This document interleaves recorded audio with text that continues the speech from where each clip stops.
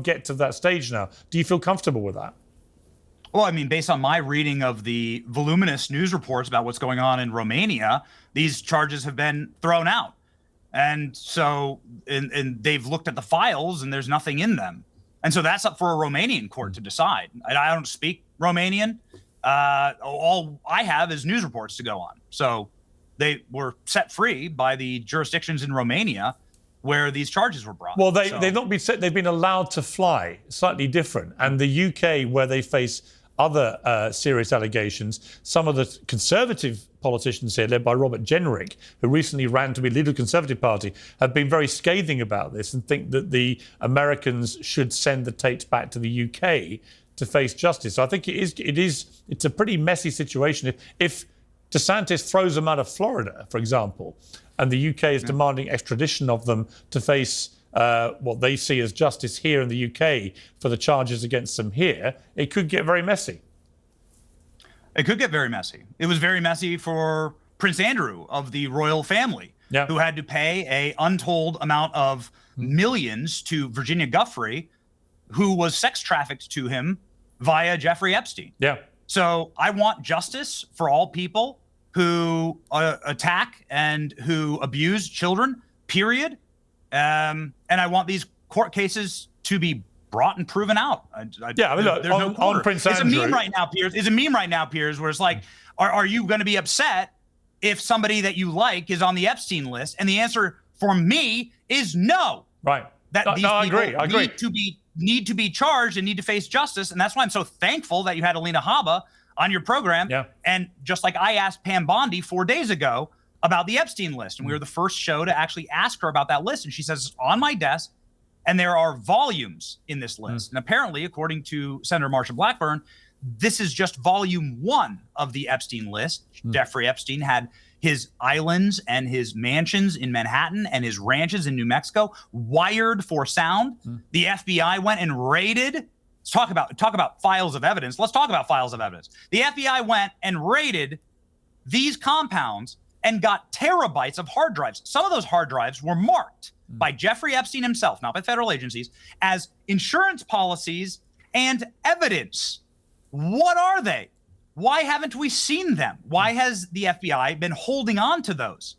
And been holding on to those presumably to protect pederasts. Okay. Who's actually in charge? Yeah, Who I mean, can look, tell the FBI what to do? So these are the cases. I agree. It's huge. It's huge. Obviously. It has always been ridiculous to me that the only person who's been actually held to account for Epstein, because of course he killed himself or otherwise, he died in a prison cell. A lot of speculation about what may have really happened there, but the only person who's actually gone to prison as a result of it was Ghislaine Maxwell, who was his kind of madame and former girlfriend. In relation Do you believe that Jeffrey Epstein killed himself? I don't know. I don't know. I mean, I just don't know. I don't think anybody knows for sure. From a 5 foot tall. No, listen, I agree. It's very, the whole thing was very suspicious. Absolutely. All the lights turned off. No, I totally understand why conspiracies. I totally understand why theories have run right about it. Who knows? We may never know. It's certainly very suspicious. But somebody knows, Piers. Well, yeah, sure. The point I was going to make about Prince Andrew. On Prince Andrew, I'm obliged to say this, but obviously, he made no admission when he made his settlement with Virginia Giuffre. He paid her, it's reported, $11 million. It's a very strange thing to do if you did nothing wrong, but it's clear, to be clear, he hasn't made any admission of any guilt about this. Let me move to Sam Cedar here. So there's 2 big things happening, both in similar territory here. One, the Tates coming to America and therefore will no longer, it seems, face any court accountability for the charges against them, either in Romania or the UK if they stay in the United States. But DeSantis wanting to not have them there. What do you make of that, first of all? I mean, I don't make much of it one way or another. I mean, this is a guy who's been celebrated in right-wing circles, and I don't have enough information to know whether he is guilty of what he's been accused of doing. But to the extent that, I'm even aware of who the guy is, it's because he's been featured for so many years in right-wing talk shows and feeded in those circles. So, it sounds like DeSantis is mad at somebody, and it's quite a coincidence that with Donald Trump in office, that these guys show up on our shore. But I guess time will tell. And what about Epstein? I'm interested in finding out what's in those files. Would love to have a revisit of Donald Trump's first labor secretary, who made the initial deal with Epstein back in 2008 as Attorney General of Florida, talking about Alexandria Acosta. I'm curious about that nexus, to be honest with you. Yes. It's really unclear to me how Epstein got such a sweetheart deal from that guy Acosta, and why that wasn't held against him by Trump when he appointed him labor secretary. But maybe we'll get some answers if these documents and information is released. Okay, Gillian, I will come to you for your reaction to those two stories. Just going to take a couple of minutes to talk to Steve Hilton, who's joined us, Fox News contributor and David Cameron's former advisor. Steve, great you found time for us. Thank you very much. I appreciate it. Just specifically on Keir Starmer, the Prime Minister of obviously my great country and yours, they're at the White House today. The big talking point is clearly going to be Ukraine. What do you think is going to happen here? Well, I think the fact that Keir Starmer has made his announcements about increasing defence spending, stepping up in the way that Donald Trump wanted the Europeans to do. That was the whole point of the Trump argument, which is to say, you Europeans need to step up. Keir Starmer has done that. And so that's a positive beginning to the conversation, if you like. I've got some concerns, really, about the relationship between these two. You and I both know the president well.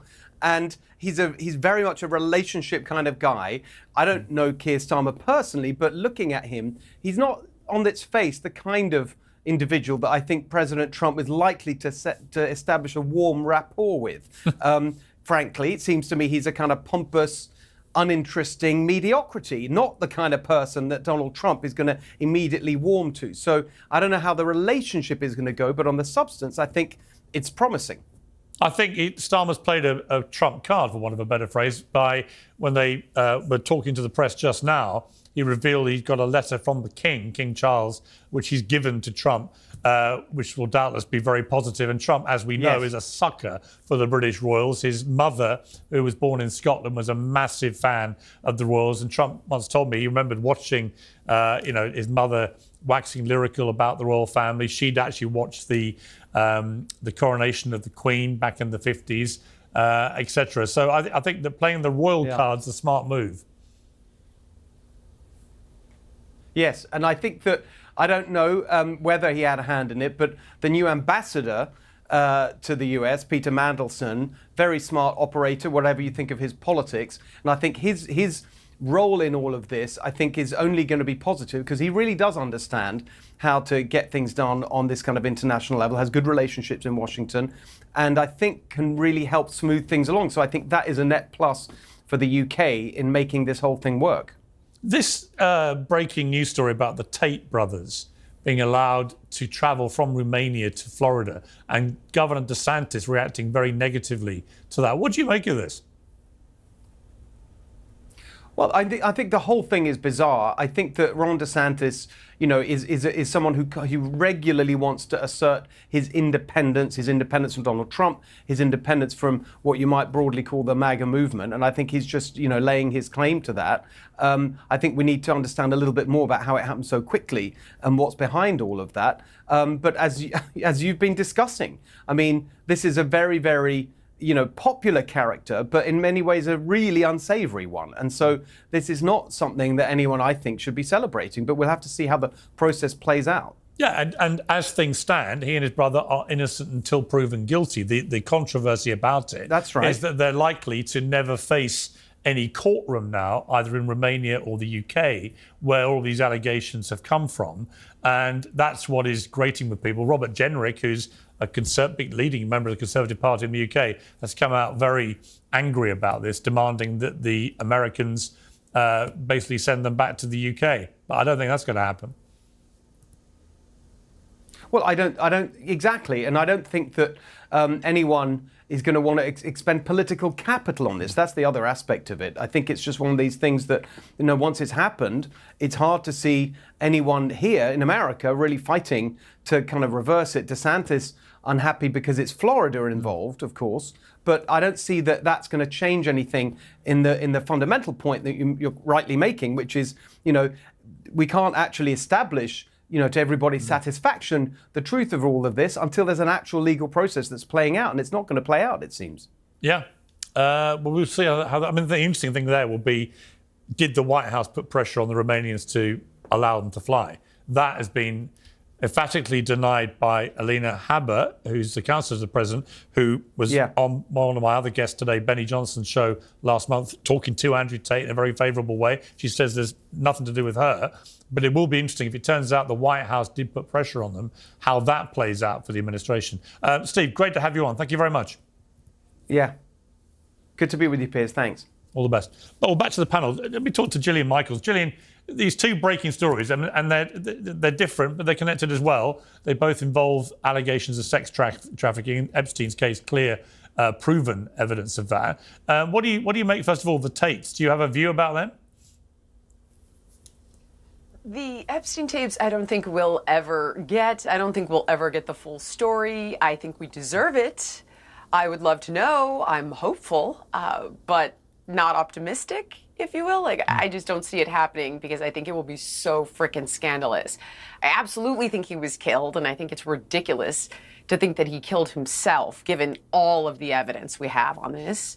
And when it comes to the Tate brothers, I would love for them to see their day in court. I think it's necessary. I personally find them to be despicable characters. Anybody who casually throws around the words faggot and tranny, I can do without. I've lived under DeSantis's governance. I enjoyed it quite immensely. He has a pretty squeaky clean reputation. He's a dad. He loves his wife. There are no scandals surrounding this guy. And you can understand why he wouldn't want these two guys in his state or allow Florida to be dragged into what could become a controversy if, in fact, the White House pressured Romania to let these guys over to the United States. I think that is going to be the key question, and we'll have to see whether that was the case or not. Yeah. Benny, let's turn to the big picture of why the British Prime Minister is in America at the White House with Donald Trump. So far, their exchanges have been very cordial. I've been watching a bit of it. And ultimately, they're there to talk about Ukraine. And President Zelensky from Ukraine is due to be potentially at the White House tomorrow to ratify this deal over minerals. Do you think this is a neat way to resolve what has been a very complex and very bloody war? I mean, the UK is a mess right now politically, right? Is the Reform Party is one of the most powerful parties in the UK, and if there were an election held today, there's a real argument that it would win the prime ministership. So it's a wild and turbulent time. I mean, Keir Starmer, first off, is that really a real name? I don't even know how to pronounce it. And then secondarily, this guy's has a you don't want to talk about a real scandal, Piers. This guy covered up rape gangs. No, he denies that. He denies that. Sure. But I think a lot of Americans, to be honest, hang on. You deny that this actually happened? Hang on, Benny. These things actually happen. Listen, a lot of American commentators have said this stuff on social media, but when you say it on my show, let me just respond on behalf of my country. There's been a lot of bullshit spewed about this. There's no actual evidence that Keir Starmer, for example, ever did what you just said. Similarly... But is there evidence that this occurred? There's obviously it clearly occurred, but he was director of public prosecutions. If this occurred, and it's horrific. I think it's horrific in this country with Jeffrey Epstein. I think it's horrific. I agree. I mean, right? On that we agree. Principles. No, yeah. It's just about whether you don't want monsters who are predators, of course, here in the country, and so listen, there is somewhat of a connection, but I understand, and nor do I pretend to be some type of expert on geopolitics. I focus very much closely here at home, and I appreciate Sam actually bringing up Alex Acosta, saying that there were higher powers that forced him to give Jeffrey Epstein a plea deal. Who the hell were those higher powers? Sam's right when he brought that up. I think that's insane, and I'd like to know. Yeah. That was during the Bush era. That was in the year 2008 when that decision was actually made. Yeah, no, and I agree. So yeah, again, I think that the guy's in big trouble. I think Trump's being magnanimous right now. We were just at the White House for Kash Patel swearing in. Trump is in a very, very good mood. I think he's doing his best to like bring people into the orbit. And he's being Trump, right? So I think he's trying to strike a deal and make it work with the UK, our oldest ally, right? Yeah, I mean, Sam, let's talk for a moment about the other big thing that's going on, which is this whole Doge stuff with Elon Musk. You, I think, posted that the idea that Doge is in any way about efficiency is absolutely a joke. They're not doing an audit. They're destroying the apparatus of our government. What do you base that on? Well, audits are done regularly of agencies by inspector generals. The first thing they did was to fire all those inspector generals and not replace them. A. B. Audits that lead to firings within a couple of days are obviously not being done. The notion that this is about efficiency when you're laying off thousands of IRS agents, when it is well known that every dollar spent at the IRS returns for the government $6 or $7. You're clearly not talking about efficiency here as measured in any other way other than allowing wealthy people to get away with cheating on their taxes. I mean, I could go on, but there's absolutely no evidence that there's a single audit going on. To the extent that they've saved any money, it has been largely dismissed as clerical errors on their part, and we still have no substantiation about it. So it's well, hang on. That's not true. I mean, some of the stuff that came out about USAID, for example, some of the way that American taxpayers' money was being squandered on ridiculous projects. Oh, wait a second. And it wasn't insignificant sums of money. Wait a second. You can determine that you can have an opinion that it's squandered. I can have an opinion that it's squandered, but it's been appropriated by the Congress. And in America, we have actually both statutory, constitutional, and court cases that say the President of the United States and the executive branch cannot decide unilaterally that they're not going to appropriate money that Congress has appropriated. I mean, the line item video has been found to be unconstitutional. We have the Impoundment Control Act from 1974. We have Train v. New York City from 1974, which is a Supreme Court case which enforces that. What they're doing is fundamentally illegal. I mean, you may think that some of the spending is not worthy. I may think it's not worthy, but that's just not the way our government works. Okay. Gillian, you were shaking your head there. Because it doesn't seem that the government is working. As a layman, when the USAID is exposed in the fashion that it has been, and all of a sudden we have this transparency that we've never had in my lifetime. None of this stuff was hidden at all.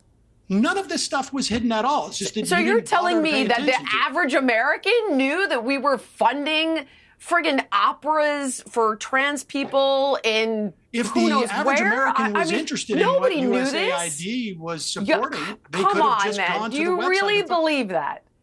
Yes, do you really believe that people knew this and this was common knowledge? And there's no question that some of this was a slush fund for the CIA. Well, actually, you know what? The truth is, you can both be right here. Oh, right? Yes. Sam is right that it was there to be found, and Gillian's right that absolutely nobody told the American people about the specifics. So actually, you can both be right. You know what can happen in our process of government? No, I understand. Congress I'm not saying you're wrong. I'm not saying it wasn't there. I'm not saying it wasn't there to be found. But Benny, it was only when Elon Musk and his young team of guys with their sabers got into it, they found this stuff, right, and told people. They didn't find it. They just they publicized it. Well, exactly. And, but that's how the that's how the American that's how the American people found out about it. Authority to cut it. Yes. So Congress, Republicans control every house of Congress. They control the presidency. They could pass a bill tomorrow saying, we don't want to fund these things. But what's happening when they cut USAID is you've got literally 400,000 meals for children who are technically wasting away It's in Africa. Maybe my guests don't care about that. But the fact is that they're sitting in warehouses in Rhode Island and in Georgia right now, food that is pre-digested practically because these kids are starving, and it's sitting in warehouses. It's going bad, and they have no way to ship it. Okay. Because USAID has been shut down. All right, Benny. I'm sorry. Benny? That's not constitutional or legal. Okay, Benny. It's incredible. So I've heard the Constitution thrown around a lot here. All right, let's talk about Article 2 of the Constitution. The executive branch has a clause called the vesting clause.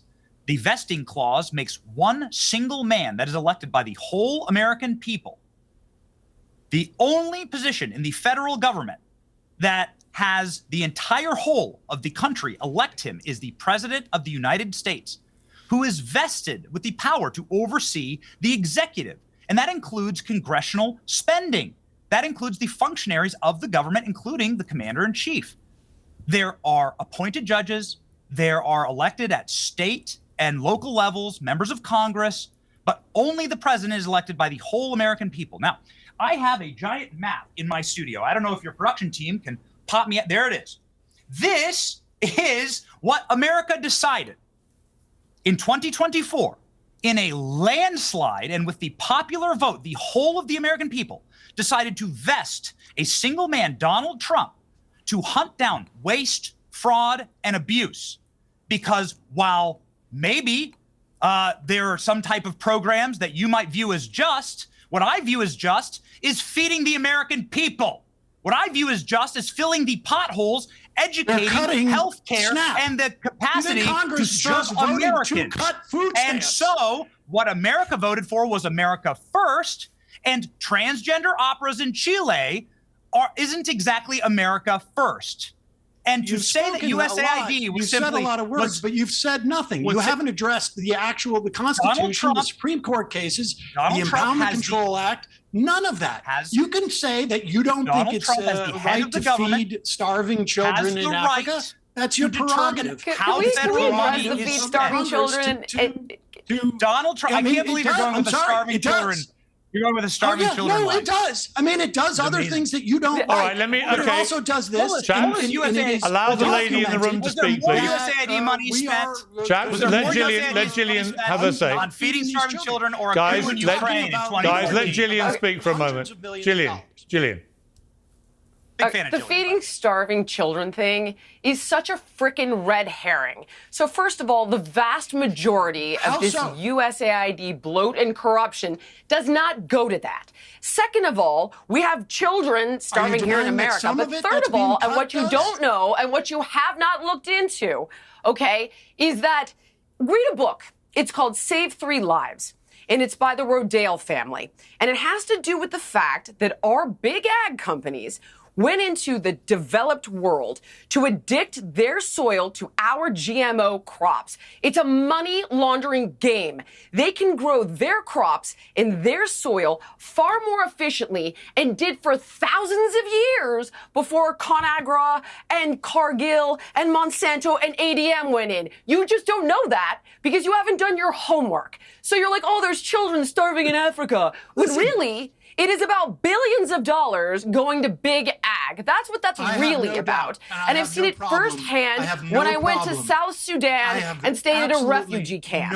So don't play your starving children card. I can't. Well, listen, it's not my card. It's just simply the reality.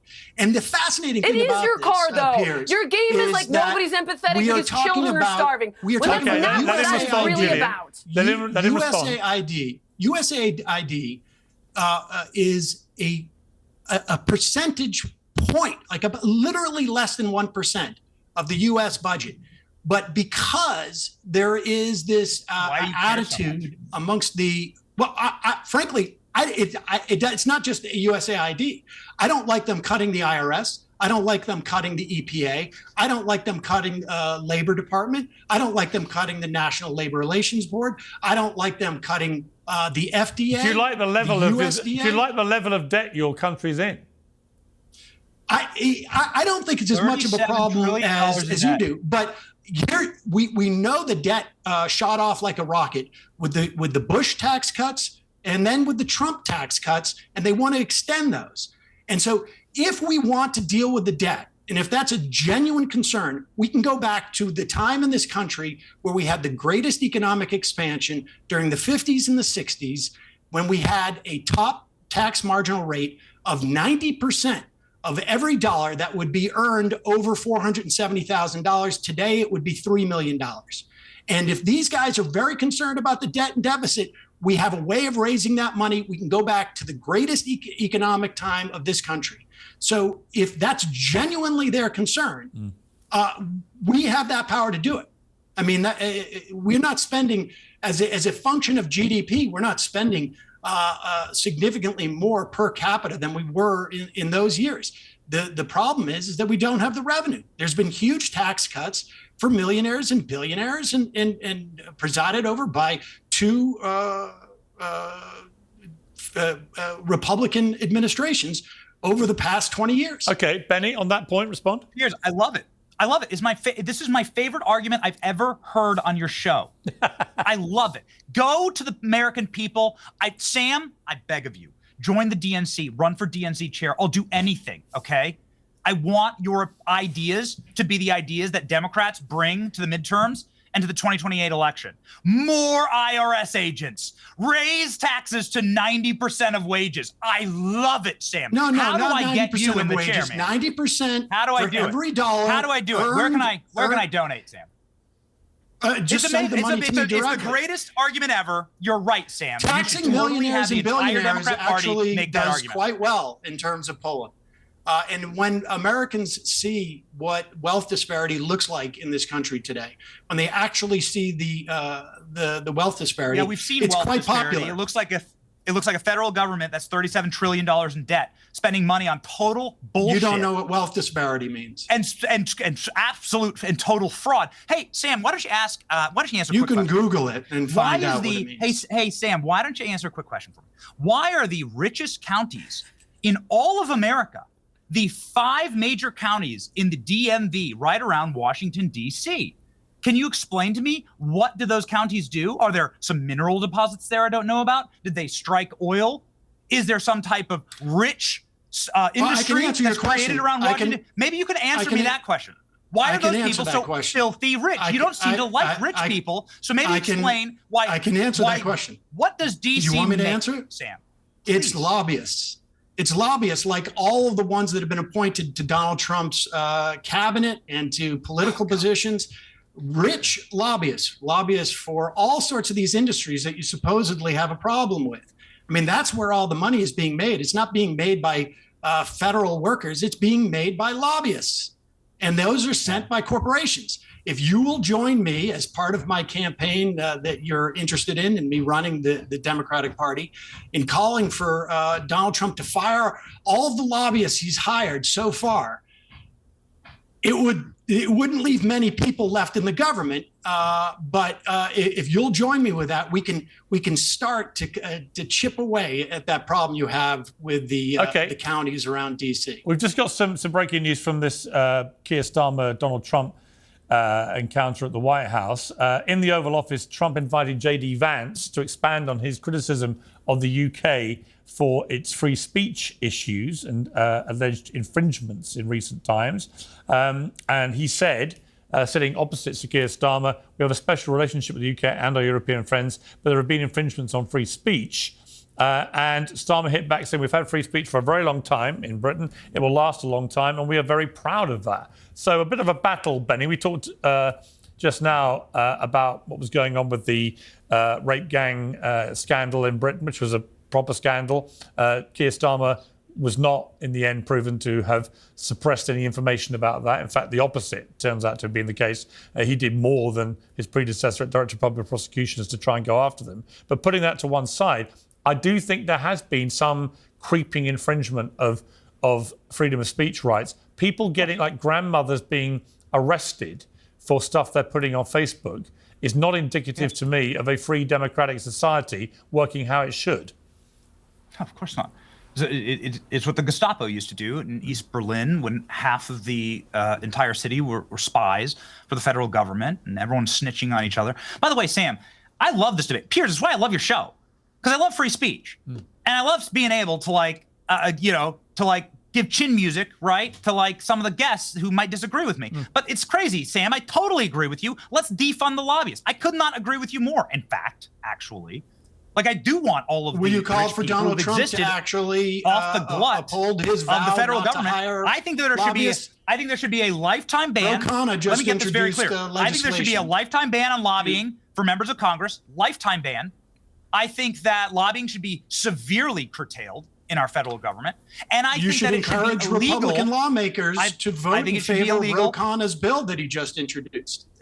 It's crazy how you can come to agreements on these things, because actually that's the level of corruption that we're fighting. And I know Jillian cares very deeply about the former head of the FDA who was in charge of pharmaceutical approvals going over to take the top position at Pfizer, which just happened yesterday. That's insane. So we might get agreement here, actually. On Jillian?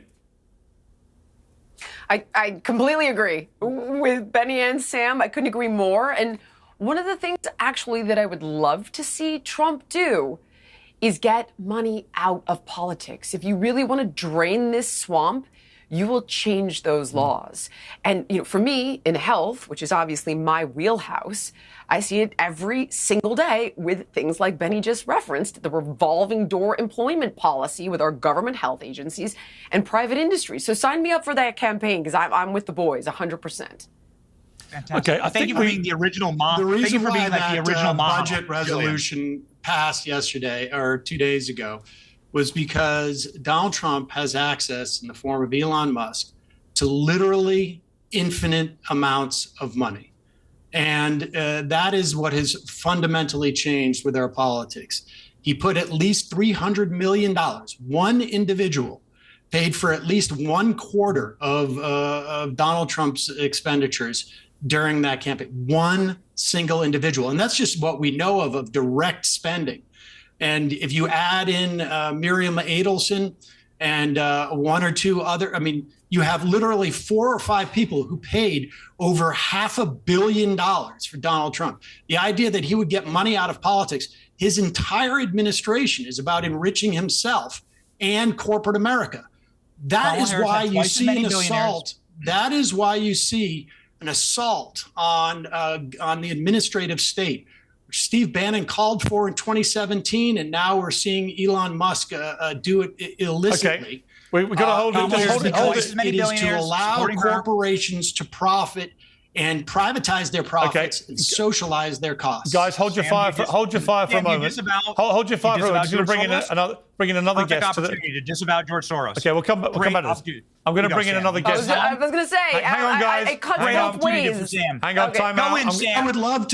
I would love to see George Soros be subject to the same wealth tax as I would have for every billionaire. We all, I think, broadly agree about this. So I'll just have a little time out. I'm going to bring in another guest to join us. It's the host of the mother of all talk shows and former MP, George Galloway. George, always a pleasure to have you on Uncensored, particularly when you spent all afternoon spray gunning me on social media about how you're going to rip me to pieces. And as you often do, by the way, and as you often do, by the way, woefully mischaracterizing me as some kind of Starmer fanboy when I spent almost all of his tenure as Prime Minister hammering the guy. The only thing I've really agreed, the only thing I've agreed with is about Ukraine. And Boris Johnson. You're a fanboy for him and Boris Johnson. No. Don't misquote me. Don't misquote me. I am specific of war in the Ukraine. You're specifically on Ukraine. I agree with both Johnson and Starmer. That is true. And how? But that does not make me a fanboy for either of them. I have many things I've hammered them over too.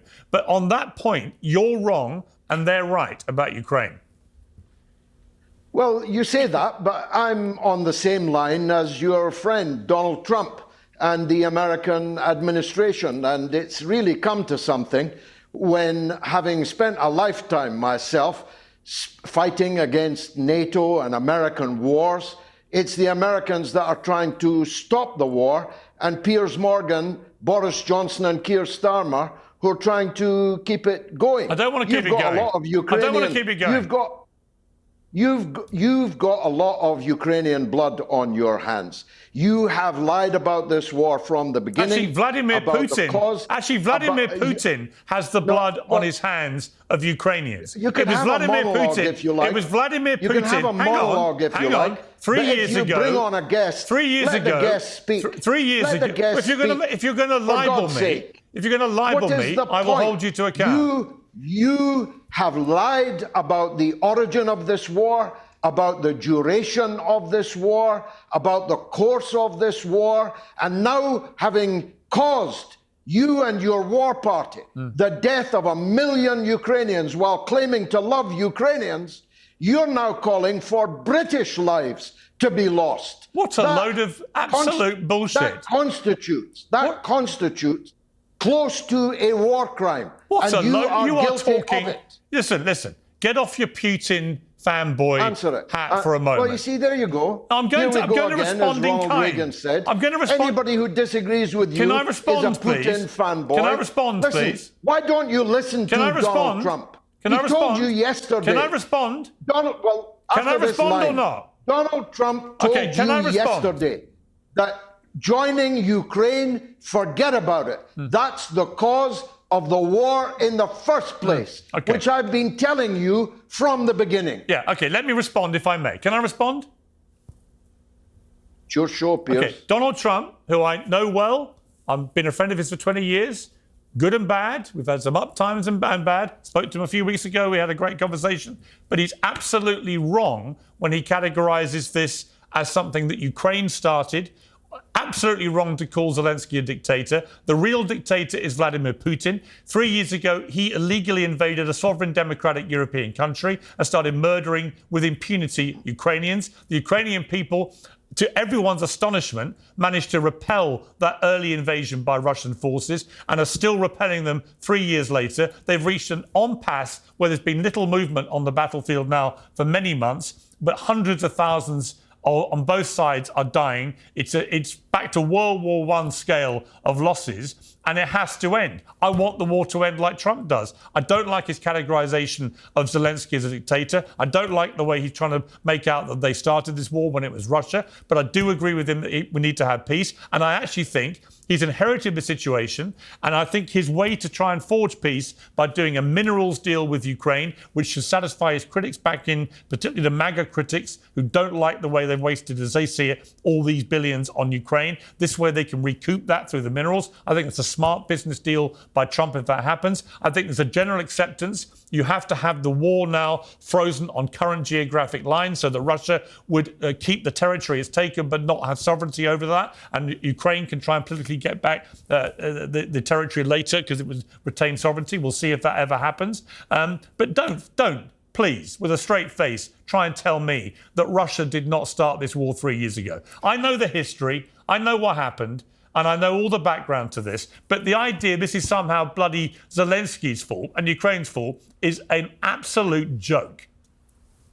Blimey, that was a long response, Piers. I hope I'll get as long to respond to your response without you interrupting me. You're going to regret it when very soon Zelensky is sitting in a beachfront villa somewhere counting his ill-gotten gains and all the secrets of the rampant corruption between the Democrats and the Zelensky regime begin to tumble out of the cupboard.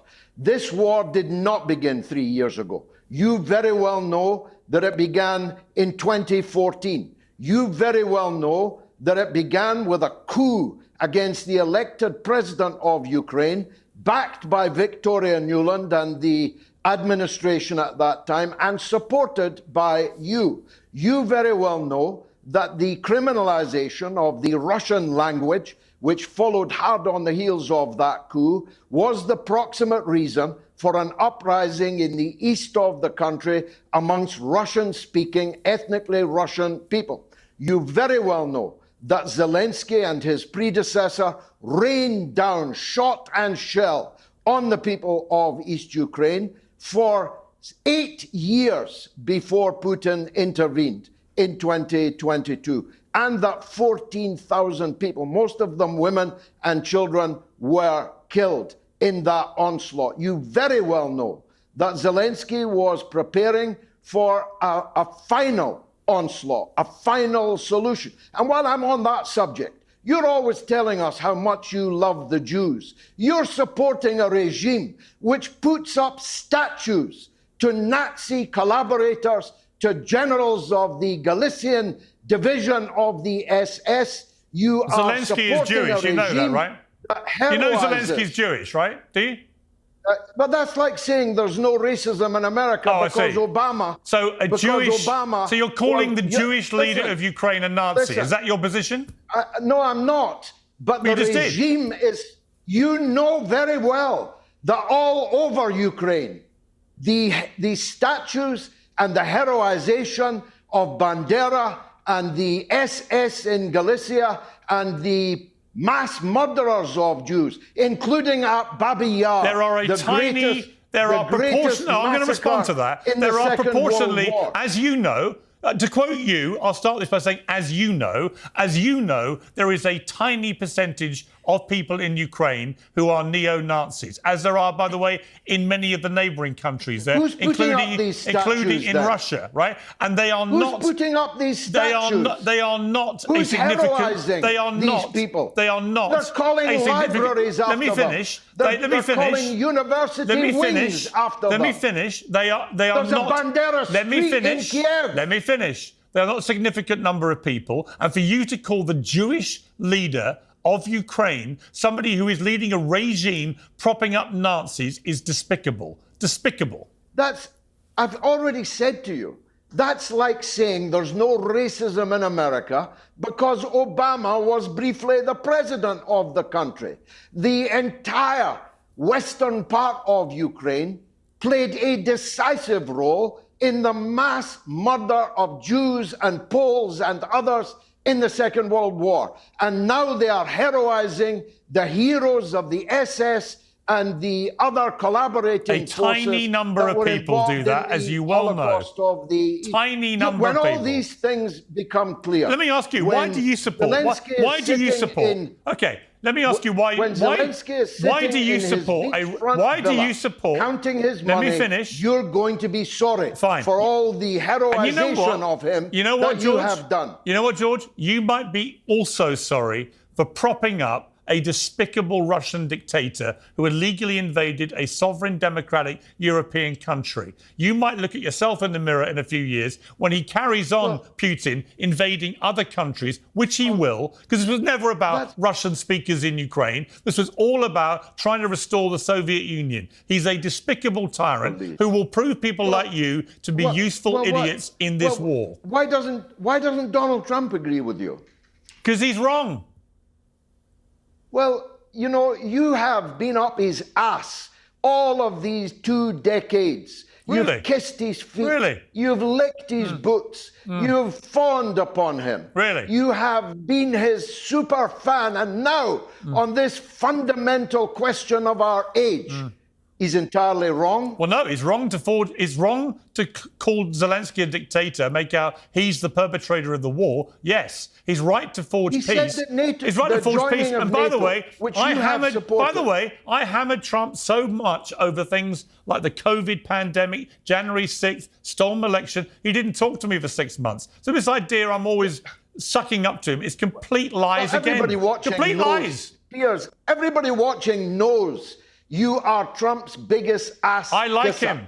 Everybody watching. I like Donald that. Trump. I know you like him. I like him. Like him. And on many things, I like him. And on many things, fundamental question. Let me finish. The biggest question in politics in the world today, he's got it completely wrong. No, you didn't hear me. Why didn't you listen to what I said? What do you mean I didn't hear you? I've literally said to you, on his plan to get peace, I agree with him. I don't agree with him about calling Zelensky a dictator, and I don't agree that it was Ukraine that started the war. You do, because you're Putin's little Lickspittle. Ukraine was the most corrupt country in more corrupt Europe than Russia? More corrupt than Russia? It was designated by the economists, what about Putin? by the FT, what about Putin? by everyone who knows about these things. Tell me about Putin. Listen. Joe Biden's Vladimir Putin, George? The Biden family's corruption what is Vladimir Putin? will turn out to be. What is Vladimir just Putin? Stop parroting these things. What is Vladimir Putin? Regret it.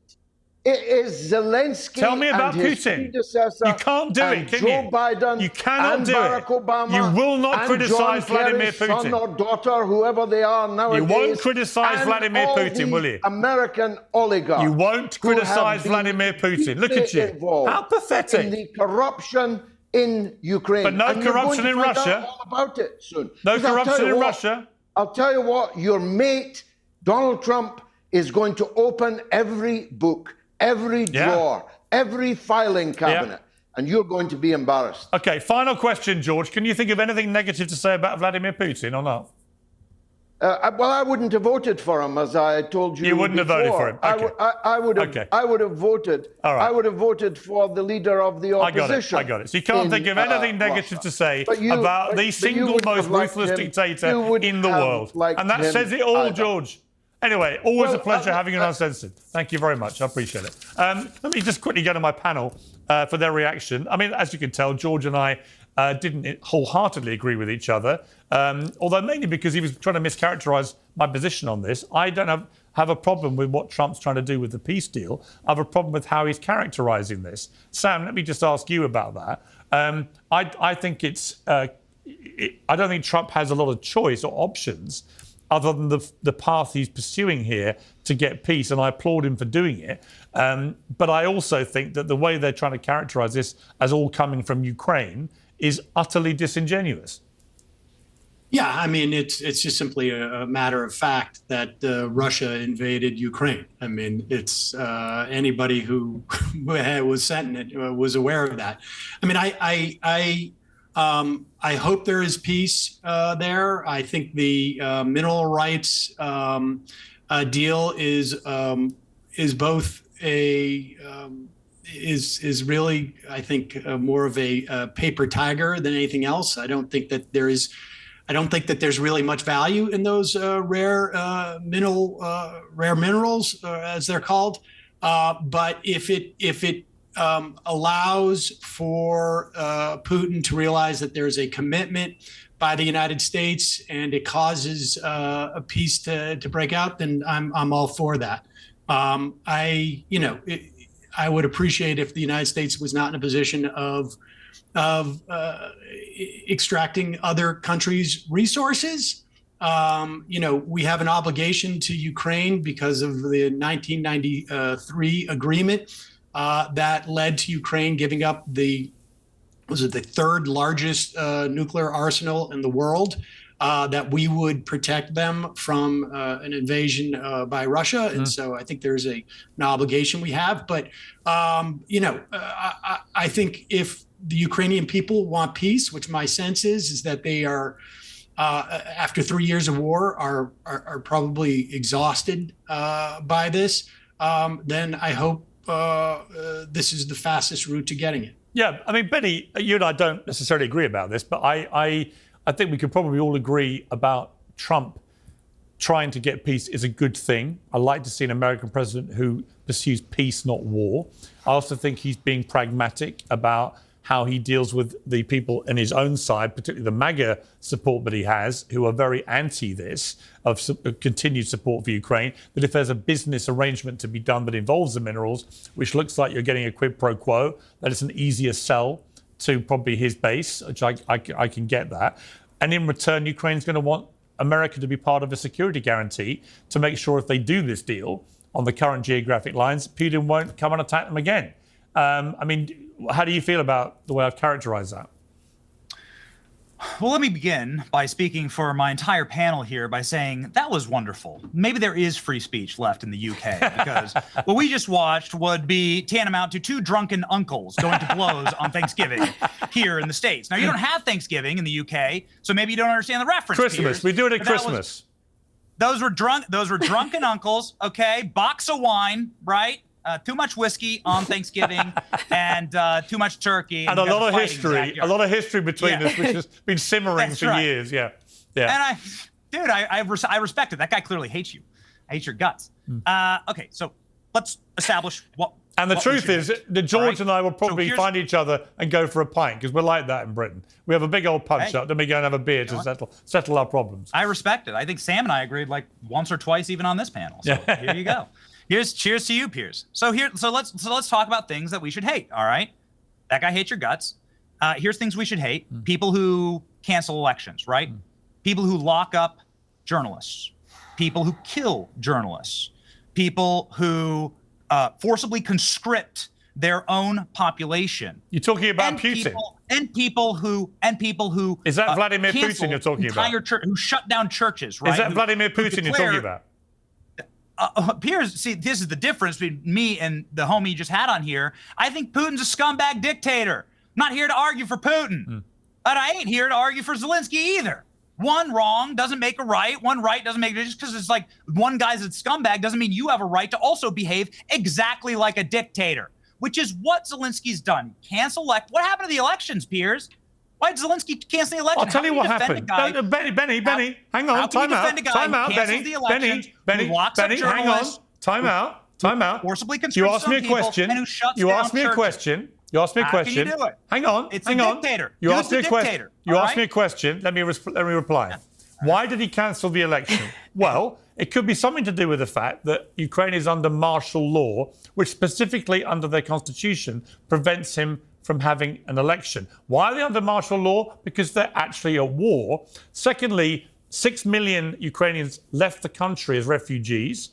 How are they going to vote in a free and fair election? You then have all the people who are serving in the military on the front line. How are they going to vote? You have 20% of the country under current illegal occupation by the Russians. How are they going to vote in a fair and free election? There's 3.5 million of them there in that 20% region. So when you add it all together, how on earth are you going to have a free and fair election in Ukraine right now? And why would you possibly use that? I'll give you an analogy. In 1935, there was a UK general election. Do you know when the next one was after that? 1945, right towards the end of the war, when we'd already had VE Day and there were just the Japan element to be dealt with.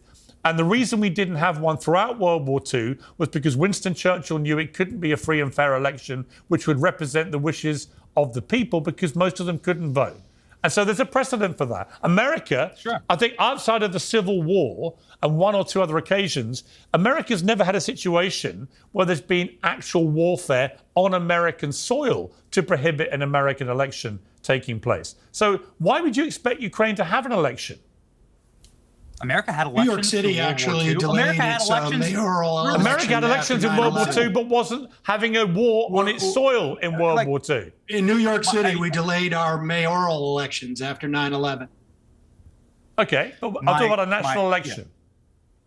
I'm saying that these are all of that. America is the funder of this war, and dare I say, the reason the war started in the first place with the fake Maidan Revolution coup that was totally sponsored by America, Victoria Nuland and John McCain cheersing, having champagne toast as they oversaw it there. Somebody please explain that. Victoria Nuland on tape picking the new Ukrainian cabinet.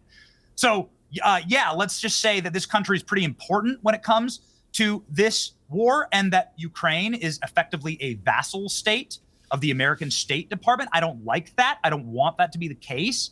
But given the fact that we're funding the war and we're probably the reason why it started in the first place, in part, you would assume that American democracy would be something that we'd be fighting for, because, you know, there's Ukrainian flags all over American neighborhoods, at least in dark blue areas where the smooth brains live.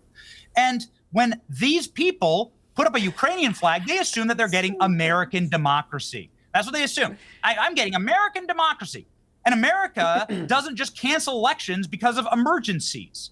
That doesn't happen in this nation. Well, We you certainly just don't heard cancel from Sam presidential that elections, the New York and election. we don't close down churches. Hang on. You just We don't heard. close down churches. You just We don't heard from lock up Sam. journalists. Hang on, Benny. As a You rule, just heard from right? Sam. The New York mayoral election was delayed because of the pandemic. So there's an example. So I You can- do. what you can say, After 9/11. I'm sorry. After 9/11. The final thing I'll say on this, and it's a very important point, is that we've been lied to, right? You get lied to that war is about one side being all the devils and one side being the angels. I agree with and that. The truth about war, Piers, is I that agree. most of the time, both sides are devils. I agree. And Well, the I best don't think you can both ask sides. for- Oh no, I don't think the best you can ask for is an ugly peace instead of a hot, bloody war. And yes, I agree with you, my brother from another mother across the pond. I agree with you, Piers, that the killing should end and the dying should end. Okay. Gillian? I'd say Zelensky is a dictator. He's not. Putin's a dictator. But Gillian, final word to you. Maybe they're both dictators. Okay, if I could put on my tin hat and wrap myself in tinfoil, being as sober and judicial as possible, I follow the money here. So yes, I agree with you. Putin is a really bad guy, but it obviously takes two or more than two. And if you follow the money, when you hear out of Zelensky's own mouth, it's like, oh, I didn't take money. I got the money in the form of weapons. Well, who got rich off the weapons? Defense contractors. Okay, then what assets did Ukraine have? Well, they had the breadbasket, which was farming land second only to Iowa across the globe. It was one of their top resources. And then in 2021, there was land market reform from financial pressures due to global financial institutions, forcing them to open up that land to, guess who? Cargill, ADM, so on and so forth. So they were able to capture that resource. And then what did they have left? They had minerals left. So now Putin gets to keep, I think he has 2 territories where he'll probably hold on to those minerals. And now we're going at Sam saying there's no value. It certainly doesn't seem like the case. I haven't heard that, but I'm not an expert in this. And now we're grabbing some of those minerals. And then guess who gets to rebuild all of it? BlackRock and JP Morgan Chase. So I do not think it's like, it's Zelensky, it's Putin. I think it's far bigger than that. And please feel free to blow holes in my conspiracy theory, but that's just how it looks to me. You know what I've learned over the years, Gillian, is that a lot of conspiracy theories end up turning out to be true. So I'm gonna leave it there. Listen, great debate, you guys. We had the full essence of a proper free democratic society debate today, which is a good thing. So thank you all very much. Including your drunken uncle. Thank you. Including my drunken uncle. And we didn't get round, sadly, to talking about Gene Hackman, who died in very sad circumstances today with his wife and his dog. And there's some pretty disturbing new reports coming out about what may have happened. We're not entirely sure. But Gene Hackman, I mean, just to say at the end of this show, one of the all-time great actors. The thing I always thought about Gene Hackman, I can't remember ever seeing him in a bad movie. Right? Every movie he was in, he just came alive, did a brilliant job, and he made, out of the 80-odd movies he made, I can't think of a single turkey. How many actors can say that about their career? So one of the all-time great actors, and a very sad day that he died and appears to be in such sad circumstances. Anyway, that's my view on Gene Hackman. Thank you all very much. I appreciate it. Thank you. Later, Piers. Thank you. Alina Habba's ferocious courtroom defense of President Trump in the E. Jean Carroll defamation case made her a MAGA superstar. She's since become one of the president's most dependable public advocates and trusted advisors. Habba is now the presidential counselor, a role previously occupied by the formidable Kellyanne Conway. And she joins me now on Uncensored from Washington, D.C. Well, Alina, great to see you. Good to see you, Piers. Thanks for having me. I can't think of a more, electrifying start to a presidency in my lifetime. It's been endless, relentless, thrilling in some ways, slightly scary in others. The whole world is agog with what is happening in your White House at the moment. How do you categorize it? I think exactly how you did. The energy here is insane. I just met with social media influencers that have been invited here. I've been meeting with every cabinet member. We are always open door. The Oval is bumping everybody every day, just coming in, talking to him. And he has been nonstop. I think that's pretty evident from all the executive orders that have come out, but we work in between that as well. And it's been absolutely invigorating and just energizing. And if you look at what the American people are saying, they're loving it. Tell me 5 things you've done this week. Oh, I would love to. Where shall I start? Well, first of all, I do endless TV shows. I meet with the president daily. I have met with cabinet members, some team, if not 3, 4 a day. We have coordinated meetings. I'm focusing my portfolio now and really honed in on what I want to be doing outside of my work for the president, but for the American people in my time here. So I've started doing that, but I can't discuss some of it, is top secret. But my list is so long. I said, I don't even think that I could do 5. It would have to be 5 pages, but that's the way it should be. If you go to work, if you get paid by the American people or anybody, frankly, you should work and do your job. Yeah, I mean, I've got no problem with Elon Musk sending that. I know he'd done that before at some of his other companies. It seems to me a very smart way of making people focus on what they actually do. Because if the answer is either you don't reply, or you're dead, which is why you're not replying, or you can't come up with things you've actually done, then you're probably not in the right job. Or you shouldn't have a job, right? And that's the truth of it, right? So the reason this started is because we were realizing there were people that were not coming to work. That's how it started, right? You don't show up to work. That has been a kind of generational issue, I think. And big companies have now started cracking down and following our lead on this. I think post-COVID, we just don't have the time anymore to see laziness. And the productivity is up when you're cooperating and coordinating with your peers. So then you layer that with the fact that you're working for the government. These are taxpayer dollars. And then we have people that we think are holding 2 jobs, okay? That progressed to, are you even here? Do you even have a job? Is this real? Where is this money going? As we looked into government waste, we realized that a lot of these NGOs, et cetera, have been just masking money and funneling it to the wrong places or wrong pockets. And we want to make sure that's not happening. I mean, was it a confusing message, though, to the electorate when immediately, I think at least 3 departments announced that their employees didn't need to respond? I mean, I read that and thought, well, hang on, is there a concerted united front here or not? Yes, there is absolutely a concerted united front. I think the issue was, and Elon addressed this yesterday in the cabinet meeting, we have departments that have top secret, myself included, we're working on top secret things that are not open to the public, things that you would not report to an SGE employer, you would not report to somebody other than the person you directly report to. I directly report to President Trump. I'm part of the executive branch. And President Trump knows every single day what I do. So I think that the directive was not so much as a slight to Elon, which, of course, mainstream media would like to make it look like there's a divide, but more of, we're going to internalize this and do it the way that this department works or the way that it works for us. But if you look at what people are doing in each department, we're all cutting government waste. We're all making sure employees are held accountable. And we are firing. Unfortunately, the reality is we have to fire people that are not America First agenda and are not working hard.